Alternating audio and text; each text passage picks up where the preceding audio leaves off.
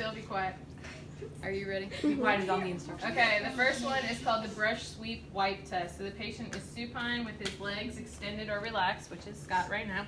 I'm going to put one hand below the joint line. So this is my joint. I'm going to put one hand below on the medial side and stroke it approximately toward the patient's hip 2 to 3 times. Then I'm going to use the other hand on the lateral side, and I'm just going to move fluid around. So basically what I'm going to do here is I'm going to put it on the medial side, and I'm going towards his hip. Just watching the fluid. Do it on the medial side. I'm going to go on the lateral side and do the same thing. Yeah. But this time you're going away. Yeah. So inside up, outside Yep. down. Yep. Inside up, outside down. Palatable patella test. Patient lies supine, and the examiner is going to milk the capsule. So I'm going to, yeah, basically it's milking. I'm going to put the proximal hand over the suprapatellar pouch and the distal hand, mainly the thumb and index finger, over the patella. And I'm going to compress the pouch with the proximal hand and then compress the patella. So basically I'm going to push down here and then I'm going to push down there. So I'm pushing, I guess that way. So push down with this one and then push in as well. So I'm trying to push the patella into the femur. So I'm pushing there and then pushing in. Valgus stress. Patient is supine with the involved leg close to the edge of the table. So scoot this way. Knee is in full extension. I'm going to support the medial portion of the distal tibia with one hand, and the other hand, or on the lateral joint, I'm going to apply a medial force to the distal tibia. So what you do here, I'm going to hold Scott's leg like so. Probably won't go that way. And I'm going to take my hand right here on the medial joint. This hand's going to stay stationary, and I'm going to try to open up his knee joint. So I'm pushing in on that knee joint and keeping this stable. Then you're going to put him in a little bit of flexion and do the same thing.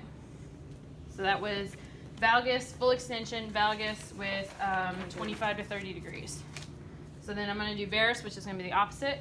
Same thing. I'm going to hold Scott's leg, support it here, but now I'm going to apply my hand to this side of the joint. So I'm pushing inward, trying to open up that joint. You can see a little bit of movement there when I do it, not a whole lot. You don't want a whole lot, that's bad. Same thing. Move my hands just a little bit, support, and try to open up that joint. Use your body to brace his leg to keep it stationary, okay? So we did varus in full and 25 degrees.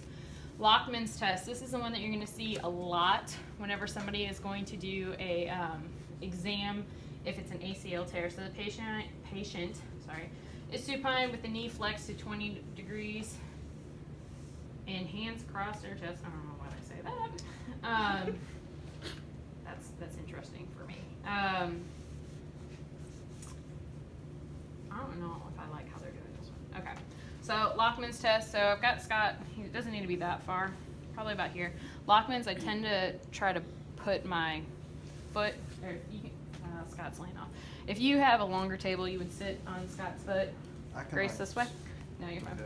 And so what I'm going to do here is my thumbs are on the poles of his tibia, grasping behind, and I'm pulling forward. Just like that. And then when I do the posterior Lockman, I push down this way. Okay?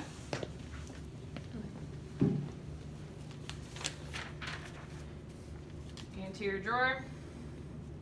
No. Yeah, hold on. Stop.